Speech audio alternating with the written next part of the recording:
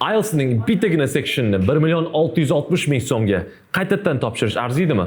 Keling shuni ko'rib chiqamiz. Assalomu alaykum do'stlar. Bugun biz IELTS'ning bitta zo'r imkoniyati haqida gaplashamiz. Bu One Skill Retake. Demak, One Skill Retake bu nima? Oldin siz IELTS'dan imtihon topshirsangiz va qaysidir sectioningiz pastroq chiqib qolgan bo'lsa, siz yana boshqatdan registratsiya qilib, hamma polniy 4 ta sectionli testni boshqatdan topshirishingiz kerak bo'lardi. Lekin 2023-yildan beri O'zbekistonda One Skill Retake olib kirildi. Bu degani One Skill Retake orqali siz misol uchun writing sectioningiz pastroq baho chiqib qolgan bo'lsa, siz o'shani boshqatdan yana o'sha sectionning o'zini topshira olasiz. Juda ham zo'r. Video davomida One Skill Retake ni OSR deb nomlaymiz. Videoni asosiy qismiga o'tishdan oldin juda ham bir muhim savolga javob bermoqchiman. One Skill Retake o'zi qachon topshirilishi kerak va kimlar uchun? IELTS testini 12 marotaba topshirgan ekspert sifatida ayta olamanki, IELTS'dan yuqori ball olishga kelganda faqatgina ikkita muhim ahamiyatga ega bo'lgan skor bor. Birinchisi bu 7, ikkinchisi bu 9. 7 kimlarga kerak? Bu IELTS'dan 7 olib universitetga kirmoqchi bo'lganlar uchun, chunki 7 bu C1 daraja, lekin 7 bilan 7,5 farqi unchalik katta emas. Undan tashqari 9. 9 kimlarga kerak? Bu IELTS'dan eng yuqori ballga erishaman deb bel bog'lagan instruktorlarga yoki til ekspertlariga juda ham muhim hisoblanadi. Demak, 9 bilan 7 ga agar tortish kerak bo'lsa, IELTS qo'yiladi, demak sizlar OSR ga topshirishingiz kerak. Meni holatimda ham men oxirgi marta IELTS'dan 9 olishimdan oldin 8,5 olganman va men listening sectionim 8,5 bo'lib qolgan. Agar listening sectionim 9 qila olganimda overall 9 bo'lardi va men One Skill Retake xizmatidan foydalanib overall 9 ballga erishganman. Demak, siz tushunsangiz bo'ladiki, siz OSR ni qachon topshirishingiz kerak? Qachon sizda topshiradigan sectioningiz ko'tarilgandan keyin u overall bahoyingizga ta'sir qiladi. Misol uchun, siz writingdan 6,5 olgansiz, lekin writingingizni 7 qilsangiz, shunda overall bahoyingiz ham 7 ga aylanadi.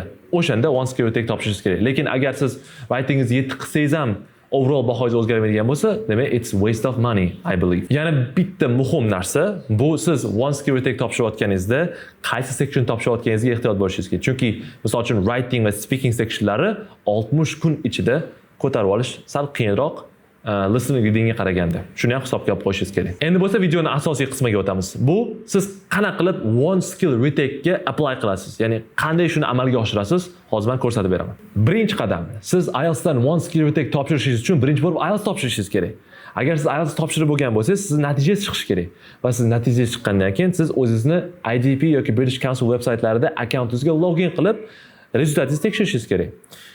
Bizning кейsimizda demak IDP dan rezultatimiz chiqqan bitta o'quvchimizni hozir shunda ko'rsatib beraman. Demak, siz demak kirganingizdan keyin o'zingizni login qilib, akkaunt kirganingizdan keyin mana o'ng tarafdagi ikonkaga bossangiz, profile degan joyi bor. So you should press profile ga kirasiz. Profile kirganingizdan keyin o'zi 3 ta variant chiqadi. Birinchisi bu My Tests and Results, My IELTS Preparation and My IELTS Community. Sizga kerakli narsa bu My Tests and Results. Ya'ni natijalaringizni tekshirib olish uchun. Demak, My Tests and Results ni bosasiz, kirasiz. Va ko'rib turibsizki, sizda bu yerda natijangiz turibdi va bu yerda har bitta section bo'yicha natijalar turibdi. Agar siz listening retake qilmoqchi bo'lsangiz, listening ustidagi retake knopkasini bosasiz, reading ga retake reading, writing retake writing and speaking retake speaking. Bizning keysda misol uchun biz speaking retake qilmoqchimiz va retake buttonini knopkasini bosamiz. Bosganimizdan keyin Book Your IELTS One Skill Retake degan variant chiqib beradi. Siz Terms and Conditions ga rozi bo'lib Continue ni bosasiz. IELTS on Computer Academic Speaking.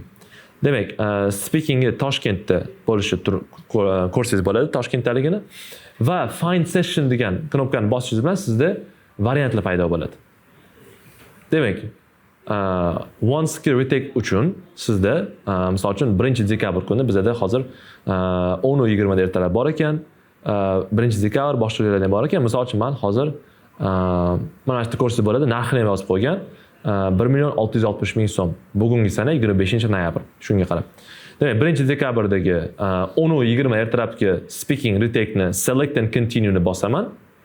Men 1-dekabr kuni topshirmoqchiman misol speaking and retake ni.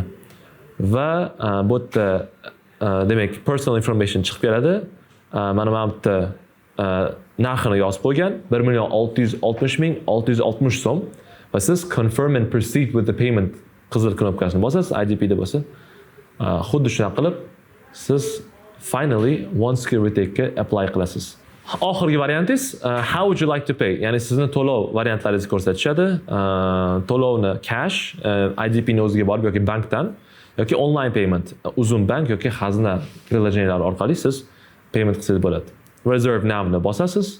Reserve now qilganingizdan keyin siz one skill retake'ga apply qilgan bo'lasiz.